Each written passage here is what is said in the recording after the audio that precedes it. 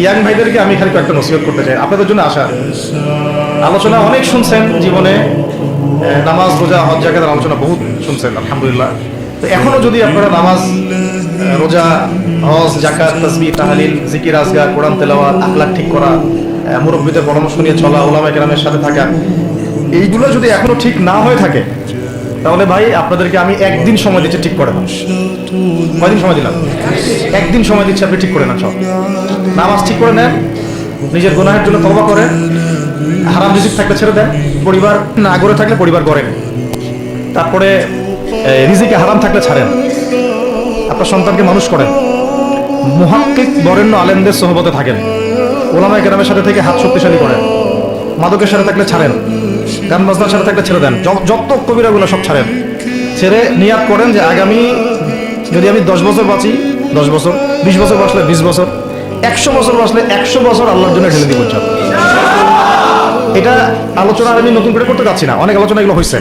আলোচনা শুরু হচ্ছে কোথা থেকে? এখন আমাদের কাজ আছে একটা। আমাদের কাজ, 1 নম্বর কাজ হচ্ছে এখন পরিবর্তিত বাংলাদেশে কোনো ভারতীয় দালালকে আর জায়গা না দেওয়া। একদম সাফ কথা। বরং প্রত্যেকটা ডিপার্টমেন্টে যেখানেই তারা লুকিয়ে আছে ঘাপটি মেরে, এই প্রত্যেকটা ভারতীয় দালালকে এখান থেকে বের করতে হবে। আমি একা বললে আমি পারবো না, আপনি একা বললে আপনি পারবেন না। প্রত্যেকটা এই বয়ানের জায়গা, মিনবর, খুতবা, ওয়াজ মাহফিলের প্যান্ডেল, আমাদের রাজনৈতিক দলগুলো, আমাদের ইসলামপন্থী দলগুলো যেগুলো আছে, সবার ইমারত থেকে আওয়াজটা আসতে হবে। কারণ এরা যদি আর একটা বার সুযোগ করতে পারে, না থাকবে আপনার দেহ, আর না থাকবে আপনার মাথা। এখনই তো আপনাকে হুমকি দিচ্ছে, যে কোনো সময় একটা করে গুপ্ত হত্যা করবে এরা। তার আগে চট্টগ্রামে সাইফুল ইসলাম ভাইকে, এক ভাইকে, এটার বিচার এখন হয় নাই। যারা মারছে ওদের পক্ষ নিয়ে আমরা আবার সংখ্যালঘুর স্লোগান তুললাম। এ কেমন সংখ্যালঘু যে আমার ভাইকে জবাই করে হত্যা করে? হ্যাঁ, সংখ্যালঘু নির্যাতন হচ্ছে ভারতের এক একটা মসজিদ তারা ভাঙতেছে এখন। এটা একটা লক্ষণ। আস্তে আস্তে ওর মানচিত্র মসজিদের মতোই ভেঙে খান হয়ে যাবে ইনশাআল্লাহ। এরা যেমন অখণ্ড ভারত চায়, আমরাও অখণ্ড ভারতই চাই। আমরা চাই অখণ্ড ভারত হবে কালিমা লা ইলাহা ইল্লাল্লাহ মুহাম্মাদুর রাসূলুল্লাহ। আপনারা তো মনে করেন যে ভারত আমাদেরকে ঘিরে রাখছে, তাই না? আসলে ভারতকে আমরা ঘিরে রাখছি। এই দিক থেকে আমরা, এই দিক থেকে চায়না, এখান থেকে নেপাল, এখান থেকে ভুটান, এখান থেকে মায়ানমার, এখান থেকে পাকিস্তান, আর তার চেয়ে বাপ আছে না? ওদের সাথে কেউ পারছে এই পর্যন্ত? ভাইরা নিজেদেরকে ঘুরে নিচ্ছে, বোঝাচ্ছে। এখন কথা হচ্ছে, আমরা একটা কাপুরুষতার পরিচয় দিচ্ছি। নেপাল ওকে টাইম দেয় না, ভুটান টাইম দেয় না, মায়ানমার টাইম দেয় না, চায়না তো দেয়ই না, আর আমরা তাকে একেবারে প্রভুর আসনে বসায় রাখছি। আমরা কি দিছি? আমরা ইলিশ দেই, আমরা ট্রানজিট দেই, আমরা রেল দেই, আমরা বন্দর দেই, আমরা কি দেই? গ্যাস তো দেই মাশাআল্লাহ। তারপরে পণ্যগুলো তো দিচ্ছি, গার্মেন্টস দিয়ে দিচ্ছি, আমাদের প্রশাসনের মধ্যে লোকজন দিয়ে দিচ্ছি, কর্মী শ্রমিক দিয়ে দিচ্ছি। এই জন্যই তো বলি, কেন সে স্ট্যাটাস দেয় যে এই স্বাধীনতা তার স্বাধীনতা। এটাই তার কারণ। তার মানে তারা আমাদের সার্বভৌমত্বটাকে স্বীকার করে না, তাই না? তারা যদি আমাদের স্বাধীনতা, সার্বভৌমত্বকে স্বীকার করতোই, তাহলে তো এরকম স্ট্যাটাস দিত না। বুঝলো কি? তো এখন কথা হচ্ছে, আমরা মাথা নত করার জাতি না। আমাদের নবী মুহাম্মদ সাল্লাল্লাহু আলাইহি ওয়াসাল্লাম মাথা উঁচু করে দাওয়াতি কাজ করছেন। মার খেলেও কখনো তিনি মাথা নিচু করেন না। সাহাবায়ে কেরাম রাদিয়াল্লাহু আনহুম আজমাইন মাথা উঁচু করে দাওয়াতের কাজ করছেন, কারোর সামনে মাথা নত করেন নাই, ইল্লাল্লাহ, আল্লাহ ছাড়া। মার খেয়েছেন, হিজরত করতে হলে হিজরত করেছেন, কখনো মানুষ গালি দিয়েছে, গালি সহ্য করেছেন, কখনো মদিনায় চলে যেতে হয়েছে, দেশ ছাড়তে হয়েছে, দেশ ছাড়ছেন। আবার কখনো ইসলামী রাষ্ট্র কায়েম করতে রাষ্ট্র কায়েম করছেন, জিহাদ করার দরকার জিহাদও করছেন, কেতালের দরকার কেতালও করছেন, আস্তে আস্তে মক্কা বিজয় করেন নাই। সিরাত পড়তে হবে, সিরাতের ধারাগুলো আমাদেরকে বুঝতে হবে। এখন আমরা তো তার উত্তরসূরি, আমরা তাদের উত্তরসূরি। প্রথম কথা হচ্ছে, আমরা আমাদের নতজানু মনোভাবটাকে আগে ত্যাগ করতে হবে, 1 নম্বর। আর অতীতের জীবনের যে ভুল ত্রুটিগুলো দ্রুত সংশোধন করতে হবে। এখন আর আমাদের হাতে অনেক লম্বা সময় আছে এমন না বিষয়গুলো। কত কি যে দ্রুত হয়ে যাবে আপনি হয়তো ভাবতে পারবেন। বিশ্বটা খুব দ্রুত চেঞ্জ হচ্ছে। এই অল্প সময়ের মধ্যে আপনার ভাইরা দাঁড়ায় গেছে, অল্প সময়ের মধ্যে দেখলেন যে পরিবর্তন হয়ে যাচ্ছে। তারপরে আপনি কয়দিন পরে দেখবেন ইনশাআল্লাহ যে আপনার অবস্থাও পরিবর্তন হবে ইনশাআল্লাহ। তখন এরা আবার কি বলবে? যোদ্ধা। তখন থেকে বলবে যোদ্ধা, এখন বলতেছে বিদ্রোহী বলতেছে। তো একটা বিষয় আগে বলে নেই, এটা বোঝার দরকার আছে যে দেখেন যে অবস্থা চলতেছে সেখানে কিন্তু আমাদের তাবলীগের মেহনতটা মূল না, সেখানে আমাদের মেহনতটা মূল, তাই না বিষয়টা? ওখানে তো সবাই ওখানে বোম পড়তেছে, ওখানে কি সবাই তাবলীগের মেহনত করবে? হাতে নেওয়া ফরজ, এটা বোঝার জন্য আপনার তো মুফতি হওয়ার দরকার নাই। হ্যাঁ, আবার তখন কি শুধু তাবলীগটা ফরজ ছিল না ওদের হামলা প্রতিরোধ করা ফরজ ছিল? ফরজ ছিল। একই অবস্থা হয়েছে, কিন্তু বাংলাদেশে এখন সেই অবস্থাটা নাই। কিন্তু বাংলাদেশে তাবলীগের মেহনত, আমর বিল মারুফ নাহি আনিল মুনকারের মেহনত চলবে, মানে তাবলীগের মেহনত, দাওয়াতের মেহনতটা চলবে। যদি যদি কখনো বাংলাদেশে দেখা যায় যে দেশের শত্রুরা বা দিনের শত্রুরা বা উগ্রবাদীরা এই দেশের স্বাধীনতা সার্বভৌমত্বের উপর আক্রমণ করে, তখন কি আমাদের উপরে জিহাদ ফরজ হবে কিনা?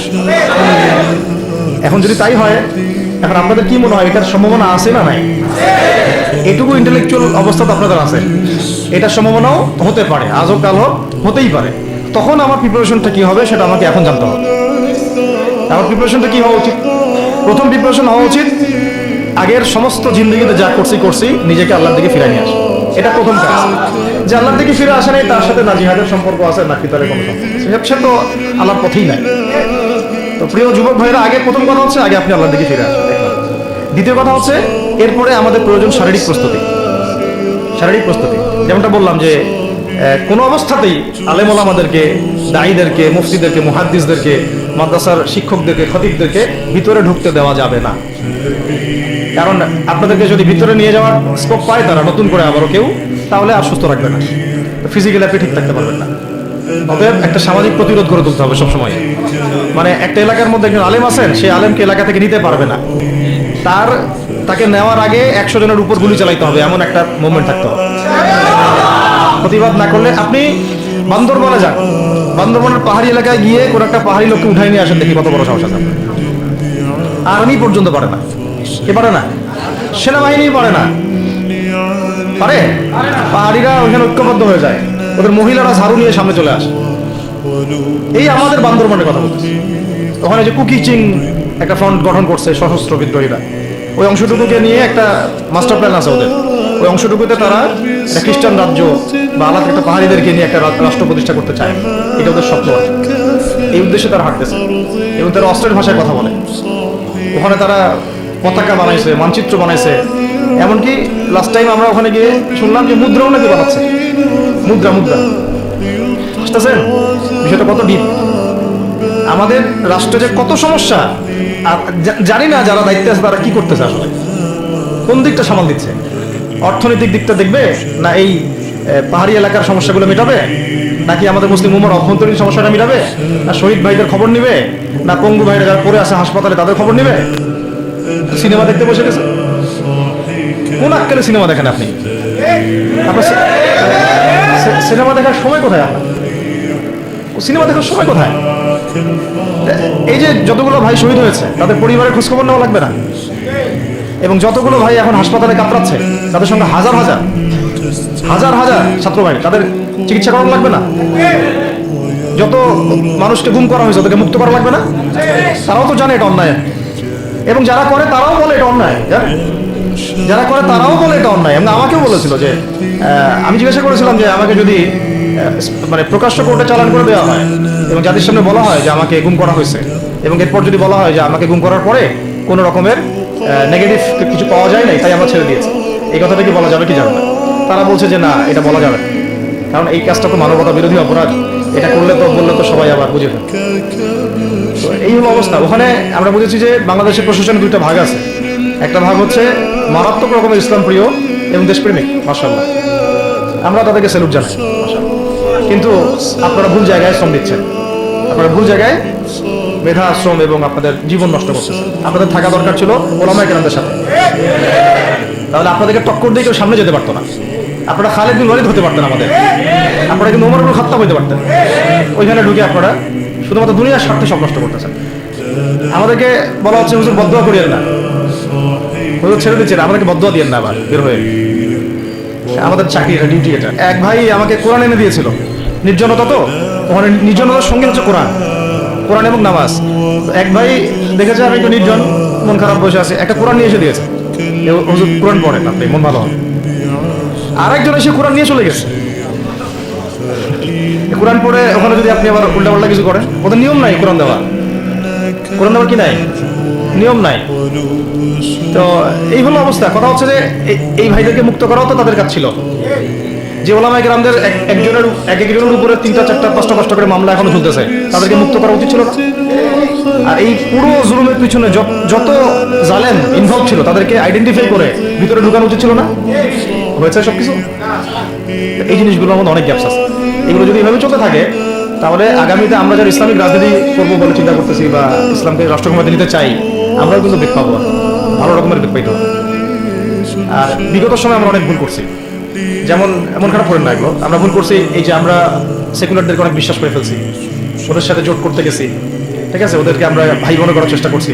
আসলে এদের সাথে কাফেরদের সাথে কোনো পার্থক্য নেই। সেকুলারিজমে যারা আছে আর কুফার যারা, এদের মধ্যে কোনো পার্থক্য নেই। ওই কালিমা পড়ানো পড়ার পার্থক্য তো, বাকি আপনার পিঠে ছুরি এরাও মারবে ওরাও মারবে। আর আমি ছোট মানুষ, ছোট জায়গা থেকে বলতে চাই যে আমাদের যে ওলামায়ে কেরামগণ মাঠে আছেন, যে রাজনৈতিক দলগুলো আপনারা মাঠে আছেন, এবার আপনারা কোনো রুটির টুকরার জন্য লড়বেন না, এবার পুরা রুটি নিয়ে লড়বেন। প্রত্যেক আসনে প্রার্থী দিবেন আপনারা, যেহেতু এর বাইরে সিস্টেম এখন অন্য সিস্টেমে যাওয়ার সুযোগ হচ্ছে না, তাহলে পুরো রুটিটার জন্য লড়তে হবে আপনাদের। আমাদের টার্গেট হচ্ছে এখন একটা ইসলামপন্থী সরকারকে রাষ্ট্র ক্ষমতায় নিয়ে যাওয়া, এটা আমাদের একটা প্রধান টার্গেট। এখন আমাদের এজেন্ডা স্পষ্ট, কোনো গোপন এজেন্ডা নাই আমাদের, কি নাই, কোনো গোপন এজেন্ডা নেই। আমরা চাই বাংলাদেশে এখন একটা ইসলামপন্থী রাষ্ট্র ব্যবস্থা গড়ে উঠুক, ইসলামপন্থী সরকার শাসন ক্ষমতায় আসুক। এটার জন্য আপনাদের সবার ভূমিকা আছে। কেউ কথা দিয়ে ভূমিকা রাখবেন, কেউ লিখবেন, কেউ বলবেন, কেউ যেভাবে হোক আপনাকে ভূমিকা তো রাখতেই হবে। কারো বসে থাকার সুযোগ নেই। আপনার এই রাষ্ট্রটাকে ইসলামিক রাষ্ট্র হিসেবে গড়ার দায়িত্ব এখন সবার কাঁধে আসছে। আমরা আমাদের জায়গা থেকে বলতেছি, বাকি কাজ কিন্তু আপনাদেরকে করতে হবে। আল্লাহ পাক করার তৌফিক দান করে। আর ইসলামপন্থী ভাইদের আপোষের যে দূরত্ব, এটা কমায় ফেলতে হবে। এই দূরত্ব রাখা যাবে না। ইখতিলাফ আছে থাক, যদি আকীদাগত মৌলিক কোনো পার্থক্য না থাকে, আমরা তো ভাই ভাই নাকি? আমাদের চেয়ে কি মানে সেকুলার আমাদের বেশি বড় ভাই? আমাদের চেয়ে কি যে নাস্তিক মুরতাদ আমাদের বড় ভাই? কমিউনিজমে যারা আছে ওরা আমাদের বড় ভাই? না এই গণতন্ত্রপন্থী যারা একবারে কট্টর, ওরা আমাদের যিনি ভাই নাকি? আমাদের তো ভাই, সোজা কথা হচ্ছে ইন্নামাল মুমিনুনা ইখওয়া, ইন্নামাল মুমিনুনা, মুমিন যারা মুমিন মুমিন ভাই, মুমিনে মুমিনে কি ভাই, খালাস। আল মুসলিম আখুল মুসলিম, মুসলিমের ভাই কি মুসলিম, খালাস, এইটুক। মুসলিম আমার ভাই, মুসলিম আমার ভাই। এখন যারা এদেশের রাষ্ট্র ক্ষমতা ইসলামকে চায় না, তারা আমাদের ভাই না। সে যে কোনো নামে আসুক, এক্স ওয়াই জেড, দেখার দরকার নেই। এক্স নামে আসুক, ওয়াই নামে আসুক, জেড নামে আসুক, যারা রাষ্ট্র ব্যবস্থা ইসলামকে চায় না, তারা আমার ভাই। খালাস, সোজা কথা। এখন রাষ্ট্র ব্যবস্থা ইসলাম চায় যে ভাইরা আমাদের, ওই ভাইদেরকে একসাথে থাকতে হবে। আল্লাহর কসম করে বলতেছি, ইনশাআল্লাহ যদি এই ভাইরা আমরা একসাথে থাকতে পারি, এর সাথে আমরা দায়ীরা, তালেবে ইলমরা এবং আপনারা তো যুব সমাজ আছেন, আমাদেরকে তৎপর দিয়ে বাংলাদেশের রাষ্ট্র ক্ষমতায় কেউ যাইতে পারবে না ইনশাআল্লাহ। সবাইকে ভূমিকা রাখবে। এখন অন্য আলোচনা চেয়ে আলোচনাটাই বেশি দরকার। অন্য আলোচনা অনেক শুনছেন জীবন, এখন বাংলাদেশে দরকার একটা ইসলামপন্থী রাষ্ট্র ব্যবস্থা। এর বাইরে কোনো আলাপ নাই।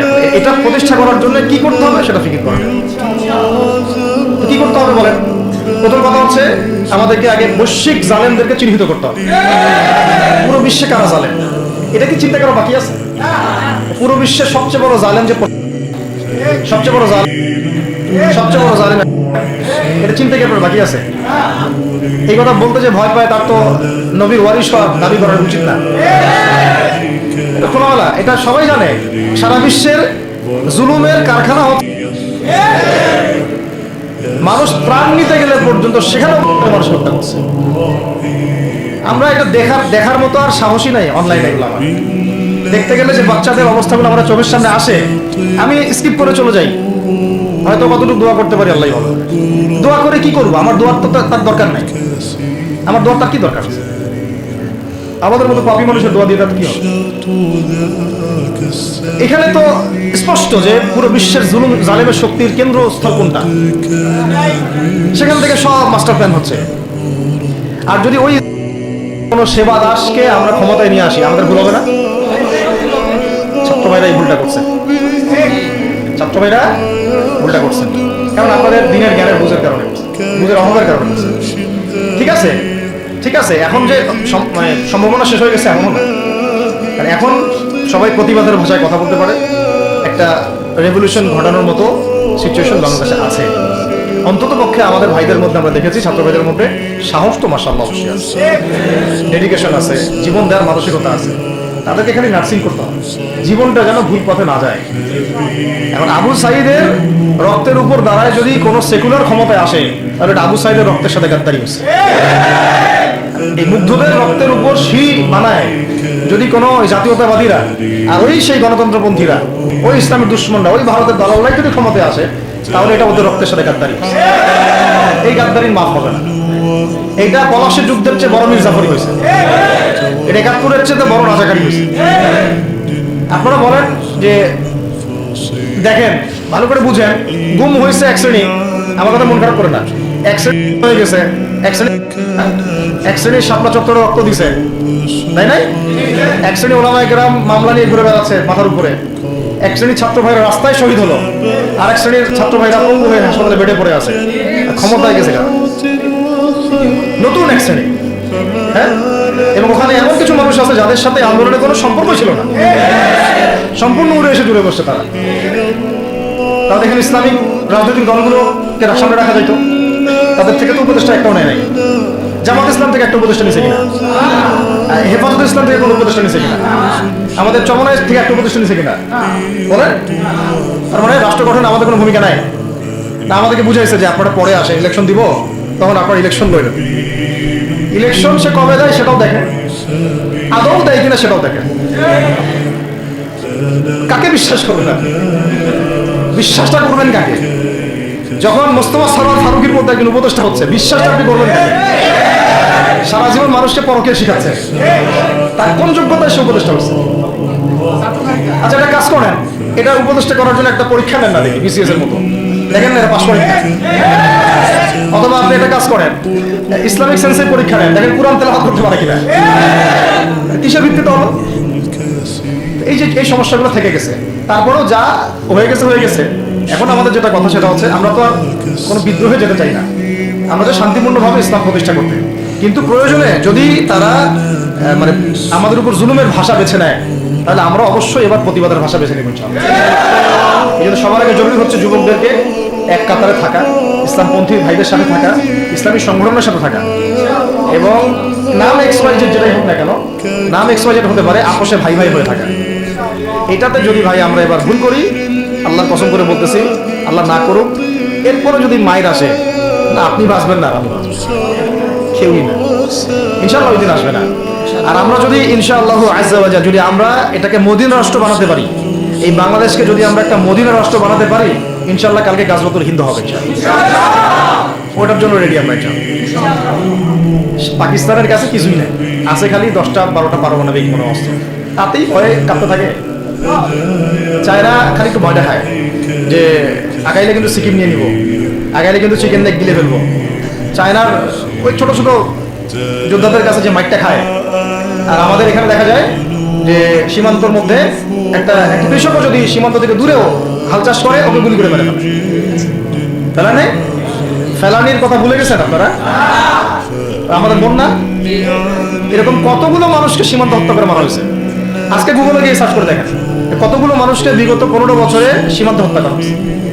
তো এখানে আমাদের স্বাধীনতার প্রশ্ন আসে না, এখানে গণতন্ত্রের কথা আসে না, সার্বভৌমত্বের কথা আসে না, না, বরং তারা ক্ষমতার জন্য ওদের কাছে ঈমান বিক্রি করে দিয়েছে।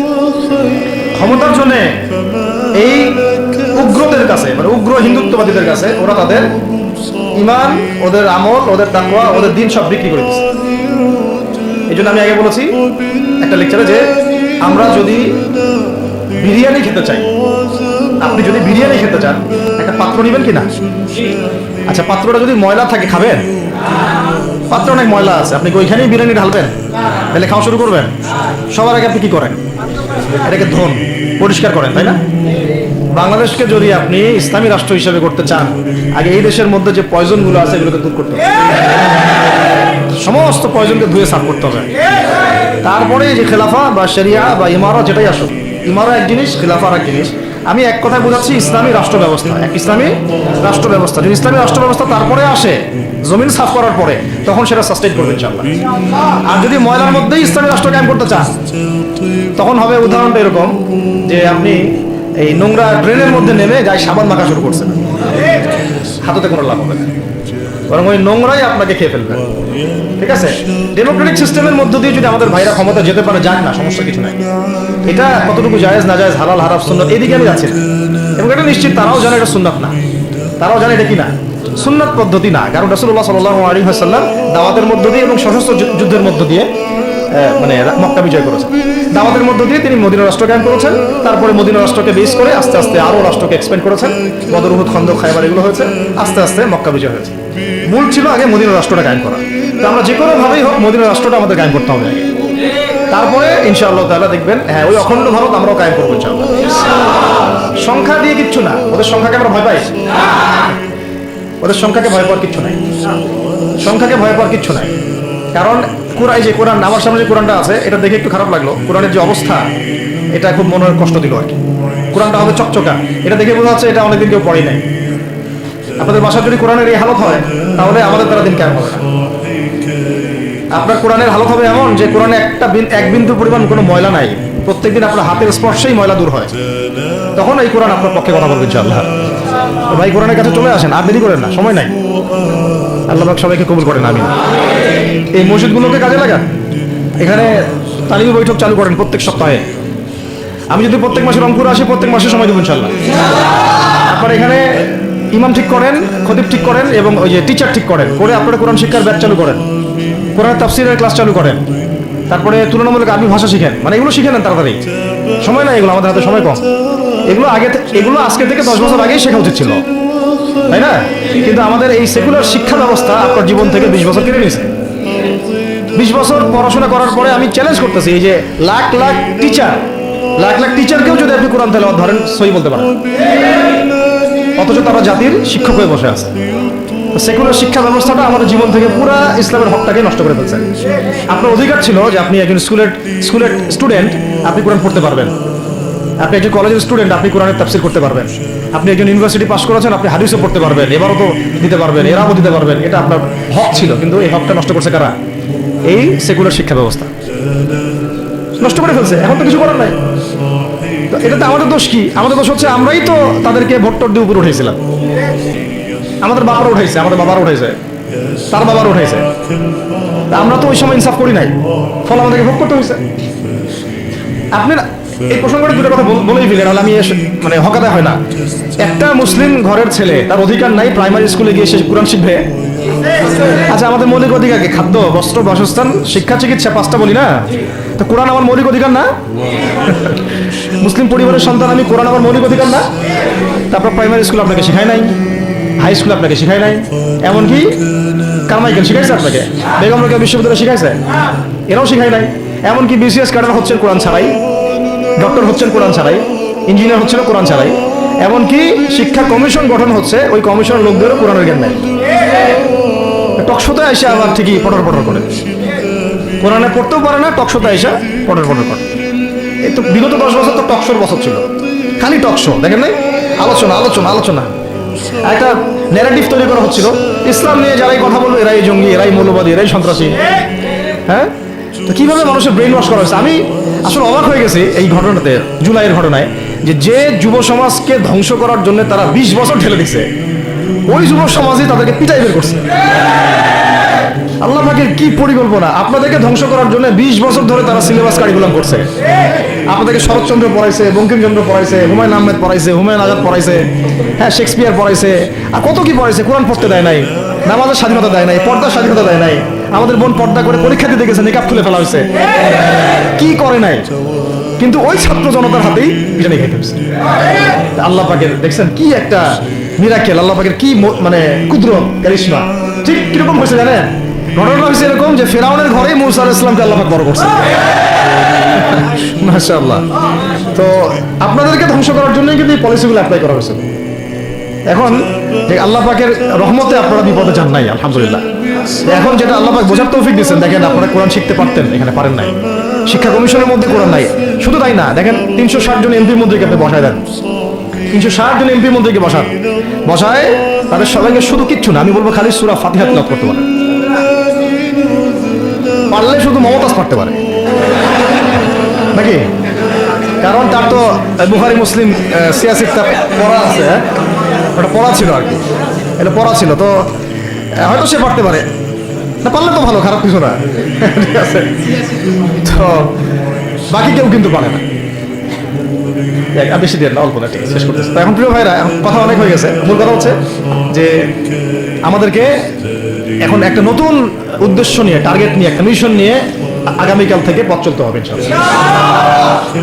প্রথম মন্তব্যটা কি, আমরা বাংলাদেশকে একটা মদিনা রাষ্ট্র কায়েম করতে চাই। সেটা যদি করতেই হয় তাহলে আমাকে কার আদলে করতে হবে, কার সুন্নতে করতে হবে? নবী মুহাম্মদ সাল্লাল্লাহু আলাইহি ওয়াসাল্লামের তরিকায়। এবং তার তরিকার প্রথম কাজটাই হচ্ছে আগে ইলম শিখতে হবে। কি শিখতে হবে? এই মসজিদগুলোকে কাজে লাগান, মাদ্রাসাগুলোকে কাজে লাগান। এবং 2 নম্বর হচ্ছে ইলম একা একা শেখা যাবে না, ইলম একা একা শেখা যাবে না। 20 বছর তো আপনি একা পড়াশোনা করেন নাই, প্রতিষ্ঠান ছিল, ওস্তাদ ছিল, তাই না, টিচার ছিল, আপনার একাডেমিক কারিকুলাম ছিল, ঠিক ওইরকমই দিনের ইলমও একা একা শেখা যাবে না, ওস্তাদ লাগবে। এবং আলহামদুলিল্লাহ আমাদের বাংলাদেশে ওস্তাদের অভাব নাই, আলহামদুলিল্লাহ। প্রত্যেক জেলায় জেলায় উপজেলায় সব জায়গাতেই মুহাক্কিক বরেণ্য আলেমগণ আছেন, আলহামদুলিল্লাহ। আর আপনি খুঁজে বের করবেন কে মুহাক্কিক আলেম। আমি কিছু মানে তাদের বৈশিষ্ট্য বলতে পারি, তারা নিজেকে জাহির করেন না, বিনয়ী হন, অহংকারী হন না, তারা এত বেশি আইওয়াজ শোডাউন এত পছন্দ করেন না, নিজেকে আড়াল করার চেষ্টা করেন, হক কথা বলতে তারা ভয় করেন না, এবং তারা অনেক গভীর জ্ঞানের অধিকারী হওয়া সত্ত্বেও অনেক বেশি বিনয়ী হন না। এগুলো দেখে আপনি চিনবেন, ঠিক আছে। আমাদের সালাফরা তো বলতেন যে মুহাক্কিক মানুষকে পাবেন 2 জায়গায়, এক হচ্ছে মাটির তলে, আর একটা হচ্ছে জেলখানায়, ঠিক আছে। তো যাই হোক, এখন অনেক বড় উলামায়ে কেরাম আমাদের সমাজে আছেন, তাদের যে কারোর সাথে অন্তত একজনের সাথে নিসবত রাখেন, অন্তত একজনের সাথে নিসবত রাখেন, ঠিক আছে। তো এটা আমাদের সৌভাগ্য আলহামদুলিল্লাহ, যে বাংলাদেশে বহু মাদ্রাসা, বহু কওমি মাদ্রাসা, আলিয়া মাদ্রাসা, অনেক ধরনের মাদ্রাসা আছে। কিছু সংকীর্ণতা বা কিছু সমস্যা আমাদের মধ্যে থাকতে পারে, এটা যে কোনো জায়গায় থাকতে পারে, কিন্তু আলহামদুলিল্লাহ এই খেদমতটুকু আছে বলেই এখন পর্যন্ত দ্বীন ইসলামকে তারা মিটাইতে পারে না। তো ইলম শিখবো 1 নাম্বার, 2 নাম্বার হচ্ছে ইলম মুহাক্কিক কোন আলেমের সোহবতে শিখবো, একা একা শিখবো না। 3 নাম্বার হচ্ছে যা শিখবো আমলে নিয়ে আসতে হবে। কি বললাম? যা শিখবো আমলে নিয়ে চলে আসতে হবে, ফেলে রাখা যাবে না। আল্লাহ আমাকে তৌফিক দেন, আপনাদের সবাইকে তৌফিক দান করেন। 4 নাম্বার সময় কাজে লাগাইতে হবে, সময় কাজে লাগাইতে হবে, কোনো অবস্থাতেই আর হেলায় ফেলায় সময় নষ্ট করবো না, আমিও করবো না ইনশাল্লাহ, আপনারা করবেন না ইনশাল্লাহ। 5 নাম্বার হচ্ছে নিজের প্রতিভাকে খুঁজে বের করবেন। সবাইকে আল্লাহ কিছু না কিছু প্রতিভা দিয়েছেন, প্রতিভা খুঁজে বের করে ইসলামের জন্য কাজে লাগান। 6 নাম্বার হচ্ছে যাদের রিজিক হালাল তাদের তো আলহামদুলিল্লাহ কোনো সমস্যা নেই, যাদের হারাম রিজিক আজকে ছাড়তে হবে, কোনো সুদের সাথে সম্পৃক্ত থাকা যাবে না, কোনো ঘুষ, কোনো দুর্নীতি, কোনো মাপে কম দেওয়া, কোনো হারামে আমি খাবো না, আমি কোনো হারামের কাছে যাব না। আর উত্তরবঙ্গের বড় বড় ফেতনাগুলোর মধ্যে এই সুদী এনজিওদের ফেতনাও আছে, কাদিয়ানিদের ফেতনাও আছে, তাই না। তারপরে আপনার এই যে ইসাই মুসলিমদের একটা ফেতনা আছে না, একটা ফেতনা আছে। তারপরে এই আপনার বিড়ি ফ্যাক্টরি, তামাক ফ্যাক্টরি, এগুলো ফেতনা আছে আরাম খাওয়ার। আবার নতুন করে ইসকনের ফেতনাও উত্তরবঙ্গে দেখা যাচ্ছে। তো এই ফেতনাগুলোকে চিহ্নিত করে আপনাকে বেঁচে থাকতে হবে এবং রিজিকটাকে হালাল করে ফেলতে হবে, ঠিক আছে। এর পাশাপাশি হচ্ছে 6 নম্বর বলবো যে পরিবারগুলো গড়ে তুলতে হবে। প্রত্যেকটা পরিবার হবে একটা দুর্গ, মানে আমার পরিবার হচ্ছে আমার একটা ইসলামিক রাষ্ট্রের মতো। এই পরিবারের মধ্যে অন ইসলামিক কোনো কাজ চলে না। পরিবারের মালিক কি আমি না? এখানে কি রাষ্ট্র আমাকে হস্তক্ষেপ করতে পারবে? আমার পরিবার আমার কন্ট্রোলে চলবে, একদম ইসলামিক অনুশাসন অনুযায়ী চলবে, ডানে বামে নড়তে পারবে না। এভাবে আপনাকে শক্ত থাকতে হবে। 7 নম্বর হচ্ছে এখন থেকে তাবলীগের কাজ সবাইকে করতে হবে। কতটুকু করবেন? যতটুকু আপনি জানেন, যতটুকু আপনি জানেন। যেটা জানেন না ওটা নিয়ে কথা বলার দরকার নেই। আর সমাজে কিছু ইখতিলাফি মাসালাগুলো আছে যেগুলোকে নিয়ে কিছু মানে মোটা বুদ্ধির মানুষেরা আর কি মসজিদগুলো ভাগ করে ফেলে, ঠিক আছে। এই পাল্লায় পড়া যাবে না। ইখতিলাফি মাসালাগুলো সাহাবীদের যুগ থেকে ছিল, এগুলো নিয়ে মতবিরোধের সুযোগ নাই। এটা তার কাছে এই মাসালাটা অথেন্টিক মনে হয়, সে আমল করতেছে, করুক। আমার কাছে এই ফিকহের আলোকে এটা বেশি অথেন্টিক মনে হয়, আমি এটা আমল করতেছি। এগুলো নিয়ে কোনো রকমের দ্বন্দ্বে যাবেন না। বরং আমরা এখন ঐক্যবদ্ধ হবো কিসের ভিত্তিতে? আমরা ঐক্যবদ্ধ হবো আকীদা, আমল এবং মানহাজের ভিত্তিতে। আমাদের আকীদা আহলুস সুন্নাহ ওয়াল জামাআর আকীদা থাকবে, আমল থাকবে সাহাবীওয়ালা আমল, এবং মানহাজ থাকবে আমরা সালাফদের আদলে বাংলাদেশে দিন কায়েম করতে চাই। খালাস। আর যারা দিন কায়েমের কথা বলবে না ওদের সাথে আমার ঐক্য হবে না। কি হবে? দিন কায়েমের কোনো ফিকির নাই, তার সাথে আমার ঐক্য হবে কিভাবে? তার ফিকির আছে শুধু মসজিদ নিয়ে আর অন্য কিছু নিয়ে, তার দল নিয়ে বা তার মানে আরো তো আছে অনেক কিছু আর কি, সেইগুলো নিয়ে। তো ওইগুলো বাদ দিলাম।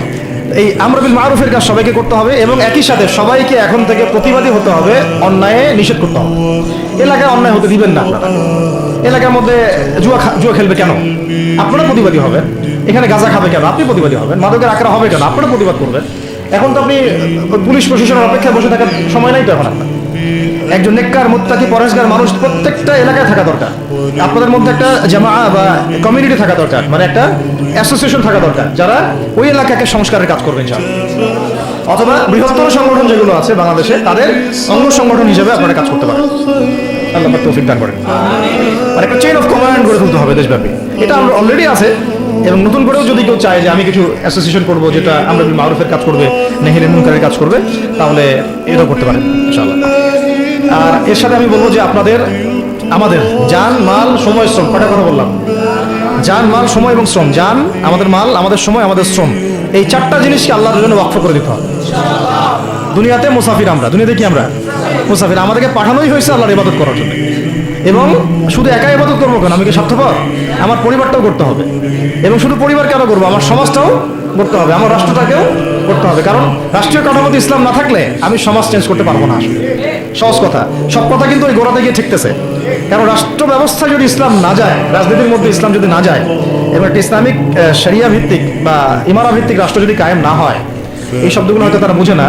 মানে ইসলামিক একটা রাষ্ট্র ব্যবস্থার কাঠামো যদি না থাকে, তাহলে আপনি ব্যাংকিং সিস্টেমকে সংস্কার করতে পারবেন না, সুদের মধ্যে সংস্কার আনতে পারবেন না, শুধু এনজিওর বিরুদ্ধে আপনি কোনো পদক্ষেপ নিতে পারবেন না, আপনি সমাজের এই যে ফাসাদ, নোংরামি, এগুলো বন্ধ করতে পারবেন না, আপনি এই যে কাদিয়ানি মতবাদের বিরুদ্ধে কিছু করতে পারবেন না, ওদের অর্থনৈতিক ডানা আপনি কাটতে পারবেন না, ওদের পলিটিক্যাল সাপোর্ট আপনারা কাটতে পারবেন না। তারপরে ওই জায়গায় ইসলাম না গেলে এই সাংস্কৃতিক আগ্রাসনগুলো কাটাতে পারবেন না। পাশের প্রতিবেশী রাষ্ট্রদের যে আগ্রাসী ভূমিকা, এগুলোর ব্যাপারে আপনি কোনো পদক্ষেপ নিতে পারবেন না। তাই ওই জায়গা পর্যন্ত যদি না যেতে পারি আমরা, তাহলে কথাগুলো শুধু বলাই হবে, কোনো বাস্তবায়ন হবে না। অতএব আমাদের মূল কাজ একটা, এখন ওই উপরের লেভেলে ইসলামকে নিয়ে যাওয়া। এই কাজগুলোর মধ্য দিয়ে আমরা ইসলামকে নিয়ে যাবো ইনশাআল্লাহ তাআলা। আর সর্বোপরি আসন্ন সময়গুলোতে যখন ওলামায়ে কেরাম, আমাদের বরেণ্য আলেমগণ, আমাদের বরেণ্য ওস্তাদগণ এবং আমাদের তুল্লাবরা, আমাদের জামাআগুলো, আমাদের ইমারাগুলো এবং আমাদের ইসলামী সংগঠনগুলো, তারা যখন মাঠে থাকবে, তখন তাদেরকে একা ছেড়ে দেওয়া যাবে না। মই দিয়ে গাছে উঠায় মই টানা যাবে না। শাপলা চত্বরে এই কাজটা করছেন আপনারা, কিন্তু শাপলাতে কিন্তু এই কাজটা হয়েছে। ওখানে কিন্তু এতগুলো ভাইয়ের ওখানে শহীদ হওয়ার কথা ছিল না, এত সহজ ছিল না বিষয়টা। কিন্তু কিছু ভাই ছিল ওখানে আমাদের সাথে প্রতারণা করেছে, মই দিয়ে আমাদের কিন্তু মই টেনে নিছে, আমাদেরকে উপরে উঠাই দিছে। এরপর থেকে তো কত জেল, কত জুলুম, কত মামলা মোকদ্দমা, কত গুম হয়ে গেল। শাপলার পর থেকে হিসাব করেন। এবার এই ভুলগুলো আর করতে যায় না, এই মুনাফিকিগুলো আর কেউ করতে যায় না। আল্লাহর রাস্তে আপনারা ওলামায়ে কেরামদের সাথে থাকেন, হাত শক্ত করেন, মই দিয়ে আবার গাছে উঠায় মই টানে নিয়েন না। আমি কি বুঝতে পারছি? বুঝতে পারি নাই মনে হয়। অর্থাৎ ওলামায়ে কেরামগণ যখন মাঠে থাকবেন, ইসলামী সংগঠনগুলো যখন মাঠে থাকবে, আপনাদেরকে আমরা পাশে চাই। পাশে পাবো তো ইনশাআল্লাহ। আল্লাহ পাক যেন আমাদের সবার এই আওয়াজকে কবুল করেন। আল্লাহ পাক আমাদেরকে কবুল করেন, আমাকে কবুল করেন, আপনাদের সবাইকে কবুল করেন। আমাদের গন্তব্য একদম স্পষ্ট, হয় খিলাফা না হলে শাহাদা, হয় খিলাফা না হলে শাহাদা। ইনশাআল্লাহ তাআলা দুটোর যেটাই হোক না কেন আমরা সফল। আল্লাহ পাক আমাদের সবাইকে এই কথাগুলো বোঝার ও আমল করার তৌফিক দান করেন। أقول قولي هذا أستغفر الله لي ولكم ولسائر المسلمين. بارك الله لنا ولكم بالآية الحكيم إنه تعالى جواد كريم ورؤوف رحيم.